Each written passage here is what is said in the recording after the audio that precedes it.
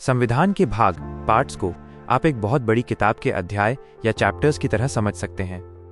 जिस तरह एक मोटी किताब में अलग अलग जानकारी के लिए अलग अलग चैप्टर्स बनाए जाते हैं ताकि उसे पढ़ना और समझना आसान हो, वैसे ही भारत के संविधान को भागों में बांटा गया है। भाग क्या हैं?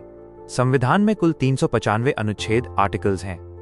यदि इन सभी को एक साथ बिना किसी बंटवारे के लिख दिया जाता तो किसी खास नियम को ढूंढना नामुमकिन होता। इसलिए एक ही प्रकृति नेचर वाले अनुच्छेदों को एक साथ एक भाग में रखा गया है। उदाहरण, नागरिकता से जुड़े सारे नियम भाग 2 में हैं और चुनाव से जुड़े सारे नियम भाग 15 में। भाग क्यों बनाए गए? मुख्य कारण: 1. व्यवस्थित ढांचा ऑर्गेनाइजेशन। संविधान बहुत विशाल है। इसे व्यवस्थित करने के लिए भागों की जरूरत थी ताकि पता रहे कि कौन सा हिस्सा देश के किस पहलू, जैसे केंद्र सरकार, राज्य सरकार या नागरिक से संबंधित है। 2. ढूंढने में आसानी ईज ऑफ एक्सेस। अगर किसी वकील या जज को आपातकाल इमरजेंसी के बारे में पढ़ना है तो उन्हें पूरी किताब पलटने की जरूरत नहीं है, वे सीधे भाग 18 खोल सकते हैं।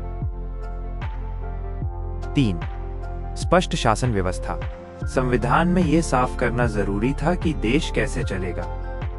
भागों के जरिए शक्तियों का बंटवारा स्पष्ट किया गया।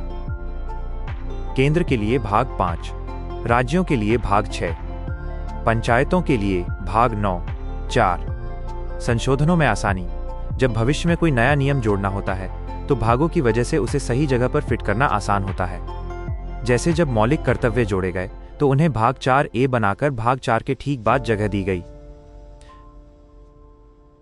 एक आसान उदाहरण सोचिए, संविधान एक अलमारी है। भाग पार्ट्स उस अलमारी के अलग अलग खाने शेल्व्स हैं। अनुच्छेद आर्टिकल्स उन खानों में रखी हुई फाइलें हैं।